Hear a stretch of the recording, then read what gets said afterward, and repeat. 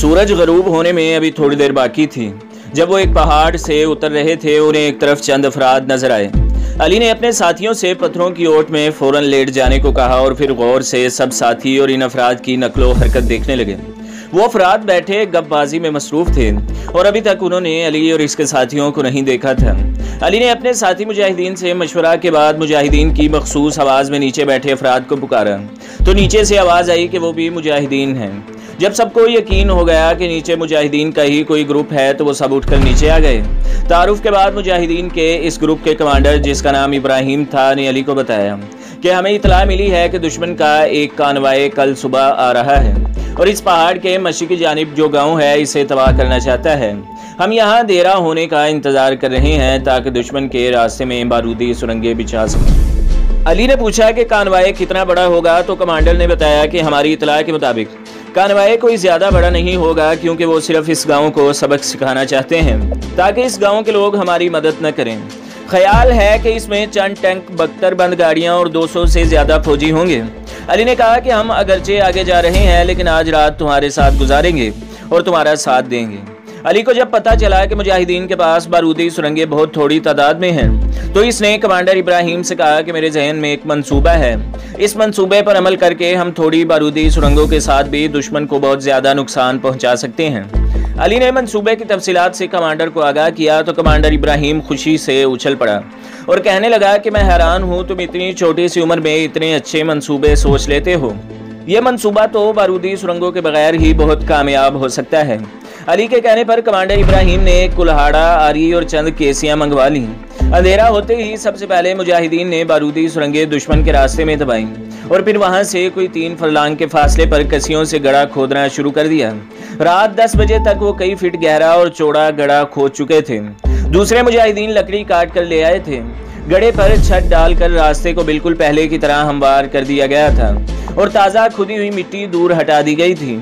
कोई भी नया आने वाला नहीं जान सकता था कि यहाँ कोई गड़ा खोदा गया है। यहाँ से 2 फरलांग के फासले पर नीचे उतराई थी। अली ने कमांडर इब्राहिम से कहा कि अगर हम यहाँ उतराई में भी एक गड़ा खोद दें तो दुश्मन के कम से कम 2 टैंक तो इस गड्ढे में ज़रूर गिरेंगे, क्योंकि उतराई के सबब पिछला टैंक अगले टैंक को गिरता हुआ न देख सकेगा। दूसरे, जब वो देखेगा तो ब्रेक लगाने के बावजूद टैंक को गिरने से न बचा सकेगा। कमांडर इब्राहिम ने अली की बात से इत्तफाक करते हुए यहाँ भी एक बड़ा गड्ढा खोदने का फैसला किया। अगरचे मुजाहिदीन थक चुके थे और नींद भी आ रही थी, लेकिन फिर भी मुजाहिदीन ने मिलकर चंद घंटों के अंदर अंदर बहुत बड़ा गड्ढा खोदकर और इस पर छत डालकर रास्ता बिल्कुल साफ कर दिया। अल्लाह ने भी मुजाहिदीन की मदद की। जो ही वो काम से फारिग हुए, हल्की हल्की बारिश होने लगी। अब बिल्कुल पता ही नहीं चल सकता था कि किस जगह गड्ढे खोदे गए हैं। अभी मुजाहिदीन को सोए हुए बमुश्किल 1 ही घंटा हुआ होगा कि कमांडर इब्राहिम ने मुजाहिदीन को सुबह की नमाज के लिए जगाया। कमांडर इब्राहिम ने रात ही को गांव वालों से कह दिया था कि सुबह सहरी के वक्त ही गांव खाली करके पहाड़ों पर बनाए गए मोर्चों में छुप जाएं। इसलिए सुबह होते ही सारा गांव खाली हो चुका था। जब सुबह दुश्मन के तैयारे बमबारी करने आए तो वहां एक भी इंसान या हैवान नहीं था। बमबारी से मकानात मलबे का ढेर बनते जा रहे थे और कई जगह आग भी लग गई थी, लेकिन इस बमबारी से कोई जानी नुकसान नहीं हुआ। अली और दूसरे मुजाहिदीन नमाज से फारिग होने के बाद रास्ते के दोनों तरफ पोजीशनों के लिए दुश्मन के कानवाए का इंतजार करने लगे। दुश्मन के हमले का हमेशा ये तरीका रहा है कि जिस गांव पर हमला करना मकसूद होता है वहां सबसे पहले तैयारों से बमबारी की जाती है और फिर टैंकों और 72 बंद गाड़ियों से गांव को मुहासरे में लेकर बचे हुए इंसानों का कत्लेआम किया जाता है। थोड़ी देर बाद दुश्मन का कानवाए नजर आना शुरू हो गया। टैंकों से इर्द गिर्द के पहाड़ों पर गोलाबारी की जा रही थी ताकि अगर इन पहाड़ों पर मुजाहिदीन छुपे हुए हों तो वो भाग जाएं और कानवाए को कोई नुकसान न पहुंचा सकें। लेकिन यहाँ तो मुजाहिदीन पत्थरों की ओट में बनाए गए मोर्चों में छुपे हुए थे। बड़ी बड़ी झाड़ियां भी इन मोर्चों को दुश्मन की नजर से छुपाए हुए थी। अली और दूसरे मुजाहिदीन दुश्मन के कानवाए की तबाही का मंजर देखने को बेताब थे। जब अगला टैंक बारूदी सुरंगों के करीब आ गया तो सबके दिलों की धड़कनें तेज हो गईं और फिर देखते ही देखते अगले टैंक के दबाव से बारूदी सुरंगें फटी और जबरदस्त धमाके से टैंक कलाबाजियां खाता हुआ टुकड़े टुकड़े हो गया। कानवाए का पिछला हिस्सा रुक गया और आसपास के पहाड़ों पर गोलों की बारिश होने लगी। जब दुश्मन को यकीन हो गया कि अब कोई चीज सलामत न बची होगी तो वो 72 बंद गाड़ियों से निकला और टैंक में हलाक होने वालों को निकालने लगा। दुश्मन के फौजी अगले रास्ते को माइंस डिक्टेटर से चेक करने लगे कि कहीं आगे मजीद बारूदी सुरंगें न बची हों। अली ने सब मुजाहिदीन से पहले ही कह दिया था कि मुजाहिदीन की तरफ से कार्रवाई आखिरी मरहले में होगी, इसलिए पहले कोई मुजाहिद गोली न चलाए। अगर पहले गोली चल गई तो मुमकिन है कि दुश्मन भाग उठे और हम इसे ज्यादा नुकसान न पहुंचा सकें। दुश्मन को जब यकीन हो गया कि आगे रास्ता साफ है और इर्द गिर्द के पहाड़ों पर कोई मुजाहिद नहीं, क्योंकि अगर मुजाहिदीन होते तो लाजमन कुछ न कुछ जरूर करते, ये सोचकर दुश्मन ने आगे की तरफ पेशकदमी की।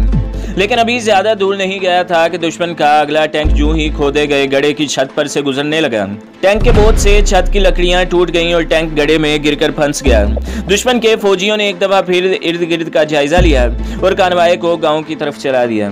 टैंक और कानवाई की दूसरी गाड़ियां गढ़ों से डरते डरते हुए रास्ते पर चल रही थी, लेकिन जहां उतराई में गड्ढा खोदा गया था वहां से वो रास्ते से हटकर नहीं चल सकते थे।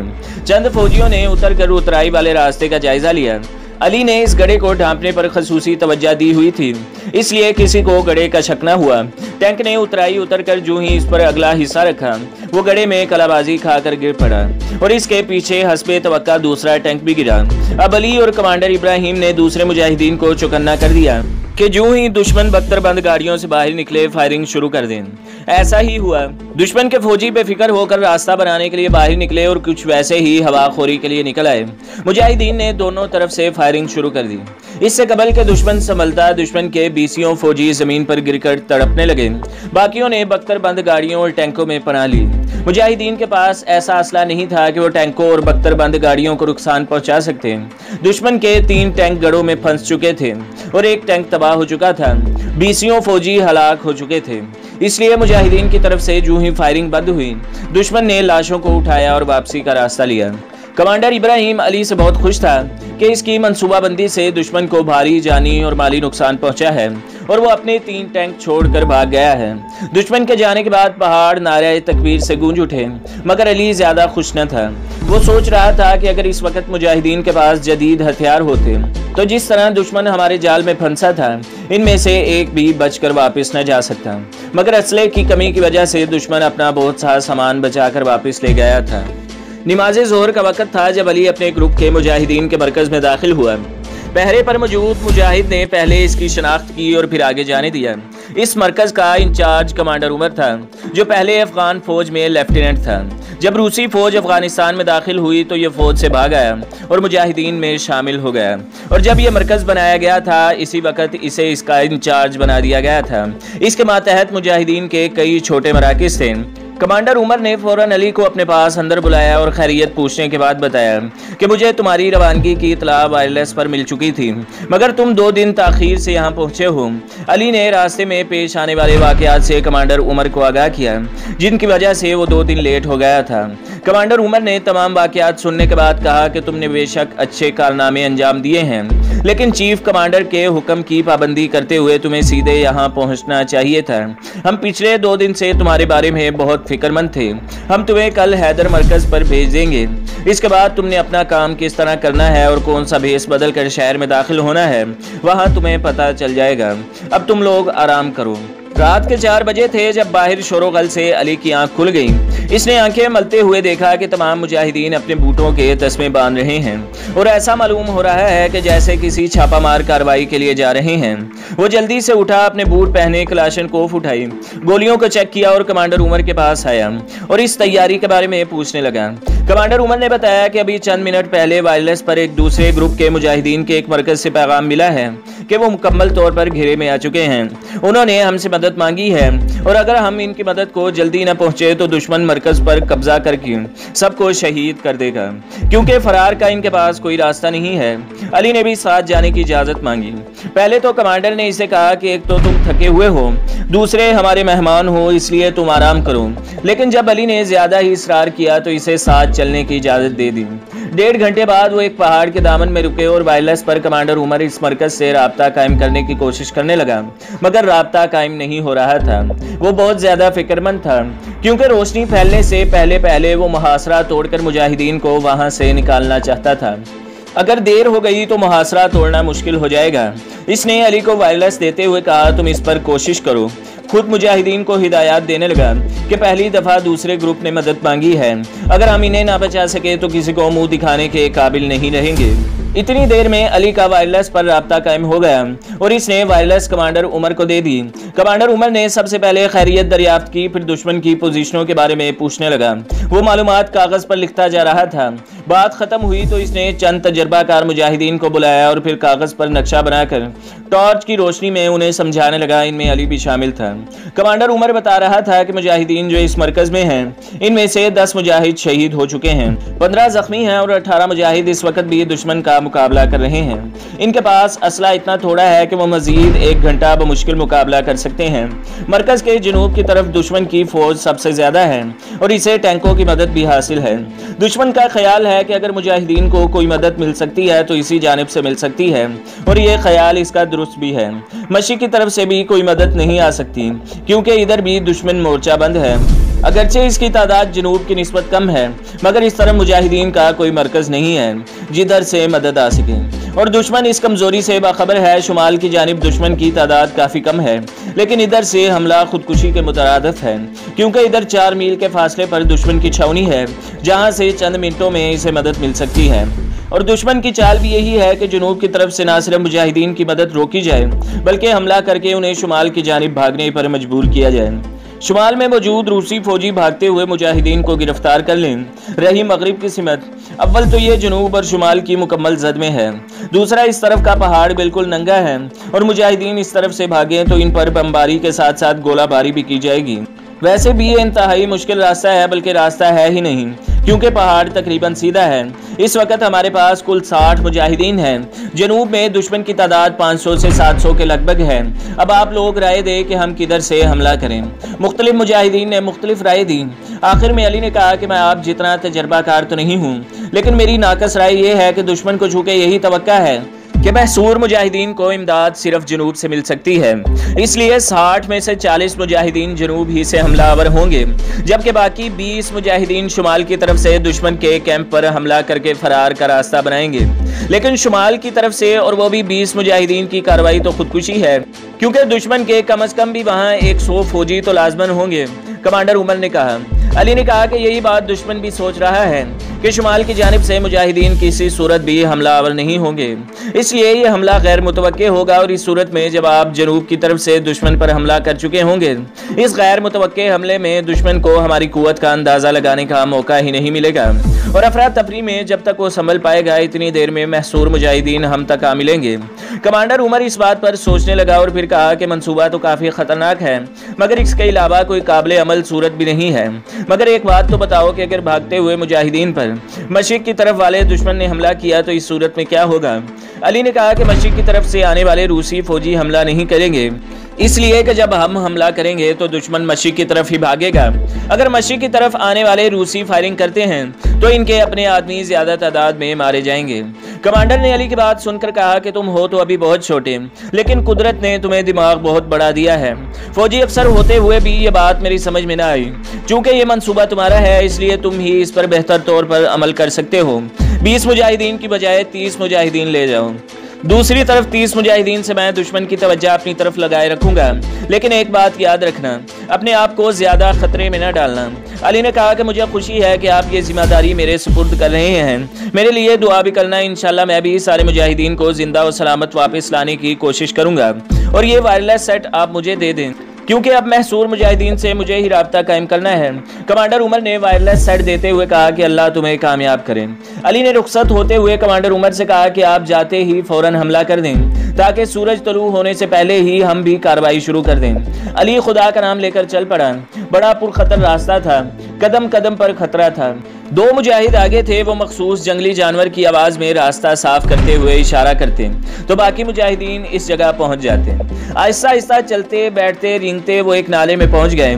यहाँ काफ़ी झाड़ियाँ थीं। सब मुजाहिदीन को अली ने यहाँ बैठने का कहा और 3 मुजाहिदीन को साथ लेकर आगे दुश्मन के मोर्चों की तरफ चला गया। थोड़े ही फासले पर उन्हें दुश्मन के खैमे नजर आए। एक खैमे के अंदर से मदम सी रोशनी बाहर आ रही थी।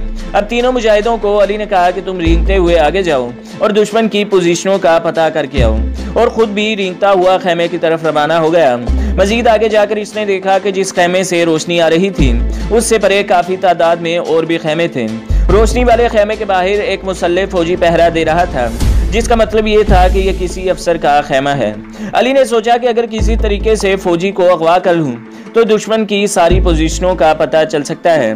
लेकिन इसके जहन में ये सवाल पैदा हुआ कि अगर अगवा करने में नाकाम हो गया तो सारा प्लान फेल हो जाएगा। फिर खुद ही इसके जहन में जवाब उभरा कि फौजी पूरी रात जाग कर थका हुआ है, मज़ाहमत नहीं कर पाएगा और अफसर अंदर शराब पीकर गहरी नींद सो रहा होगा और करीब कोई दूसरा फौजी भी नजर नहीं आ रहा था। दुश्मन शायद इस तरफ से बिल्कुल बेफिक्र है। अगर बेफिक्र नहीं होता तो पहरे का ठीक ठाक इंतजाम होता, मगर अली को अभी अभी तक कोई दूसरा पहरेदार नजर नहीं आया था। इसलिए अली ने इस फौजी को अगवा करने का फैसला कर लिया। वो रेंगता हुआ इसकी पुश्त पर पहुंच गया। फिर उछल कर इसने एक हाथ इसके मुंह पर रखा और दूसरे हाथ से जोर से इसके सर पर पिस्तौल का बट मारा ताकि वो बेहोश हो जाए। इसका मंसूबा कामयाब रहा। वो इसे घसीटता हुआ नाले में ले आया। इतनी देर में दूसरे मुजाहिदीन भी आ चुके थे। बेहोश फौजी को होश में लाने की कोशिशें होने लगीं। जल्द ही वो होश में आ गया। अपने आप को मुजाहिदीन में देखकर वो सख्त घबराया। अली ने उसे तसल्ली दी कि अगर तुम हमारा साथ दोगे तो हम तुम्हें कुछ नहीं कहेंगे और अगर जरा भी तुमने हमें नुकसान पहुंचाने की कोशिश की तो चीख की आवाज़ तुम्हारे मुंह से बाहर निकल आने से पहले ही तुम्हारी जान निकाल दी जाएगी। फौजी ने कहा कि अगर आप मुझे नुकसान नहीं पहुंचाएंगे तो मैं हर तरह से आपकी मदद को तैयार हूं। मुझे खुद रूसी फौज से नफरत है। फिर उसने अली को रूसी अफगान फौज की सारी पोजीशनों के बारे में बता दिया। अली ने अपने भेजे हुए 3 मुजाहिदीन से भी रिपोर्ट ली तो मालूमात काफ़ी हद तक एक जैसी थी। इसका मतलब था कि फौजी ठीक बता रहा था। अली ने मजीद सवालात पूछे तो पता चला कि दुश्मन को वाकई इस तरफ से किसी कार्रवाई की तवक्का नहीं थी। दुश्मन के इस तरफ 100 से कम फौजी थे। एक अफगान फौजी अफसरान की क़यादत कर रहा था। वही अफसर इस वक्त खेमे में सो रहा था।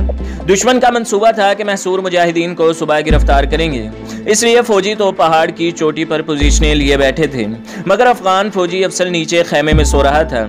अली ने इतनी देर में ज़बरदस्त गोलाबारी की आवाज़ सुनी। इसी आवाज़ का उसे इंतज़ार था। इस गोलाबारी का मतलब था कि कमांडर उमर ने अपनी कार्रवाई शुरू कर दी है।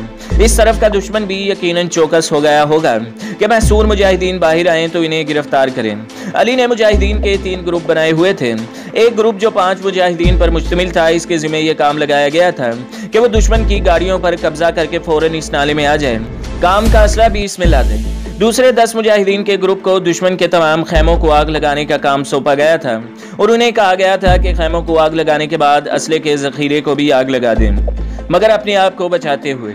आग लगाने के बाद इस ग्रुप का काम था कि मशरिक की तरफ से आने वाले दुश्मन का रास्ता रोकें ताकि मुजाहिदीन किसी भी सूरत में घेरे में ना आए। वो दोनों ग्रुप रवाना हो गए।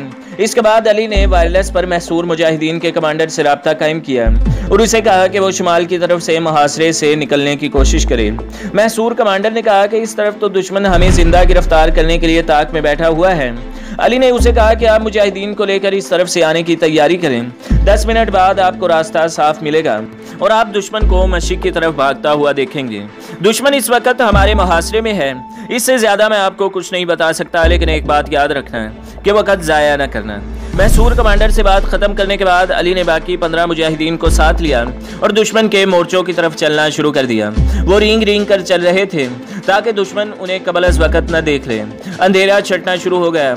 अगर चंद मिनट के अंदर अंदर कार्रवाई मुकम्मल ना हुई तो ना महसूर मुजाहिदीन बच सकते हैं और ना ही अली के साथी। इसलिए एक एक कदम सोच समझ कर उठाया जा रहा था। गिरफ्तार फौजी को उन 10 मुजाहिदीन के साथ भेज दिया गया था जो खैमों को आग लगाने गए थे ताकि वो उनकी मदद कर सके, और उन 10 मुजाहिदीन को हिदायत कर दी गई थी कि अगर किसी फौजी को किसी खेमे में पाएं तो इसे जिंदा न छोड़ें, क्योंकि हमारे पास इतने आदमी नहीं है जो इनको गिरफ्तार करने के बाद पहरा दे सकें। अली और इसके साथी पहाड़ पर आधे से ज्यादा चढ़ चुके थे और वहां से उन्हें दुश्मन के मोर्चे साफ नजर आ रहे थे। वो थोड़े थोड़े फासलों पर झाड़ी और पत्थरों की ओट में छुप गए। मोर्चों पर राकेटों से हमला करने का प्रोग्राम था, लेकिन यह हमला खैमों को आग लगाने के बाद होना था। अली की नजर खैमों पर थी। इसने देखा कि चंद लम्हों के बाद सारे खैमे आग की लपेट में थे। इसने दुश्मन की गाड़ियां भी नाले की तरफ जाती देखी और जब असले के जखीरे को आग लगी तो जबरदस्त धमाके होने लगे। अली को इसी लम्हे का इंतजार था।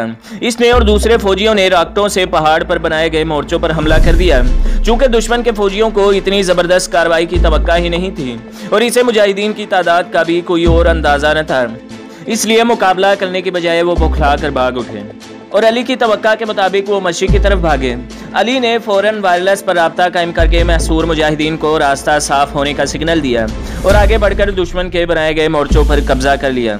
चंद मिनटों बाद महसूर मुजाहिदीन जख्मियों और शहदा को उठाए हुए मोर्चों में थे।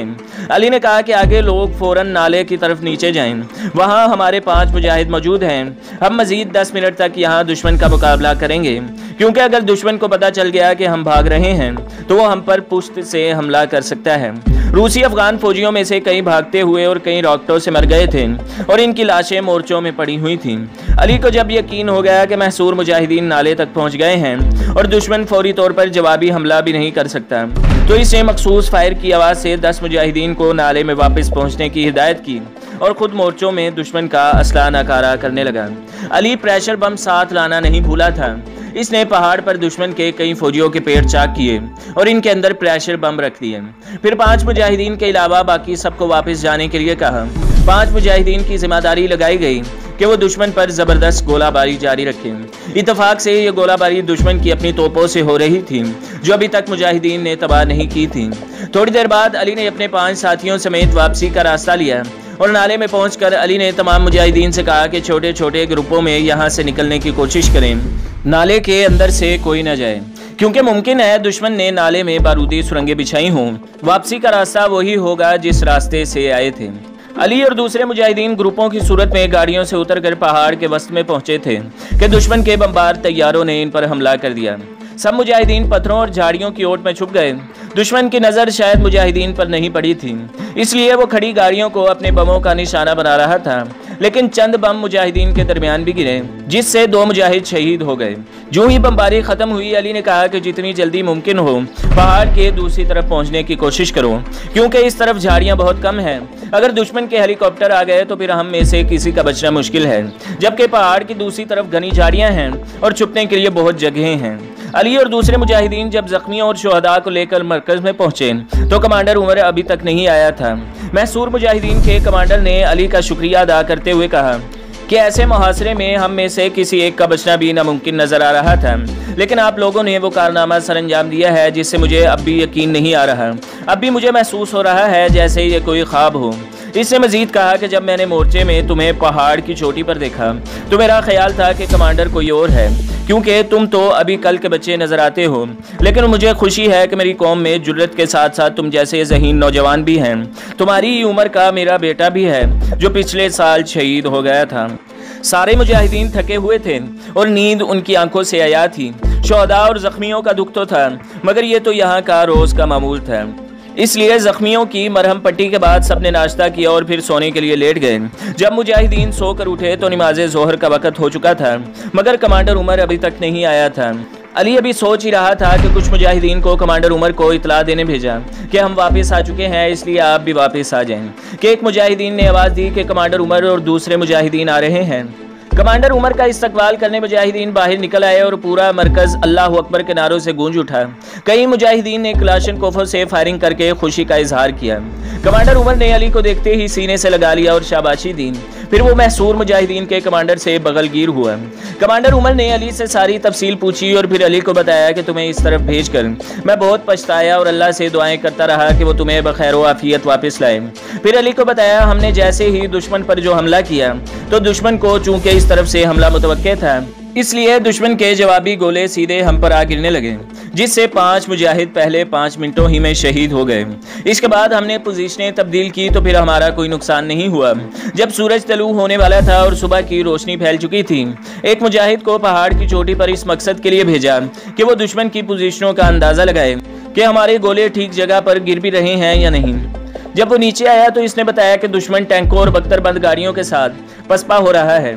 मुझे यकीन न आया। मैं दौड़कर पहाड़ की चोटी पर चढ़ा और दूरबीन लगाकर देखा तो बात सच निकली। मैंने पीछा करने का फैसला किया, मगर दुश्मन के बमबार तैयारे आ गए और हमें मजबूरन पसपा होना पड़ा। दुश्मन मुसलसल पहाड़ों पर बमबारी करता रहा। हमारे पास कोई तैयारा शिकन तोप न थी। अगर होती भी तो हम दुश्मन का कुछ न बिगाड़ सकते, क्योंकि इसके तैयारे बहुत ऊंचाई से बमबारी कर रहे थे। इसी वजह से हमें वापस आने में देर हो गई, मगर तुमने जो कारनामा अंजाम दिया है वो मुद्दतों याद रहेगा। अली हैदर मरकज की तरफ रवाना होने के लिए तैयार खड़ा था कि अफगान फौज से भागे हुए 2 फौजी आ गए। उन्होंने बताया कि कल सुबह जब आप लोगों ने हमला किया तो हमारे सभी अफसरों का ख्याल था कि मुजाहिदीन की बहुत बड़ी तादाद हमला करके हमें घेरे में लेने की कोशिश कर रही है, क्योंकि कोई सोच भी नहीं सकता था कि मुजाहिदीन शुमाल की जानिब से हमलावर होंगे। जब खैमों को आग लगी और मोर्चों पर अचानक हमला हुआ तो मुकाबला करने का किसी ने सोचा ही नहीं होगा।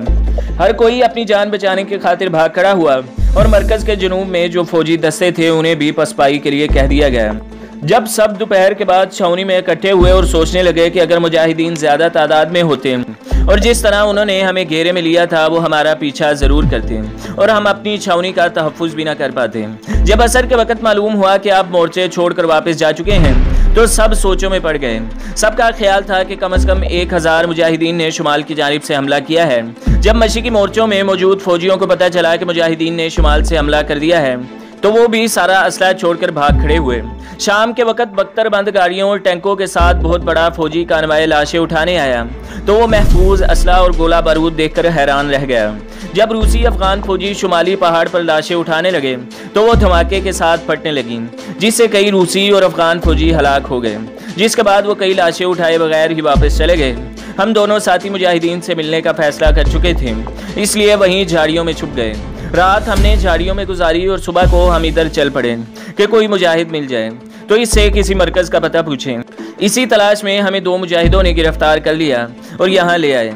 अस्करियों की बातें सुनकर अली को खुशी भी हुई और अफसोस भी कि अल्लाह ताला ने हमें कितनी बड़ी मदद की है कि दुश्मन की आंखों को 30 मुजाहिद 1000 बनकर नजर आए। यकीनन अल्लाह ने अपने फरिश्ते मदद के लिए भेजे होंगे, वरना ये कैसे मुमकिन है कि 30 मुजाहिदों को दुश्मन 1000 समझने लगे। लेकिन उसे अफसोस भी हुआ कि अल्लाह ने तो इस कदर मदद की, लेकिन हम बुज़दिल निकले कि दुश्मन का असला बारूद भी अपने साथ न ला सके। इसने कमांडर उमर से इन बातों का इजहार ख्याल किया तो कमांडर उमर ने कहा कि अली, जितना बड़ा तुमने काम किया है इसमें यकीनन अल्लाह की मदद शामिल है और अल्लाह ताला बुज़दिलों की मदद नहीं करता। लेकिन मुझे लाशों के फटने की समझ नहीं आई ये क्या चक्कर है। अली ने कमांडर उमर को प्रेशर बम्बों के बारे में बताया कि मैं उन्हें साथ ले गया था।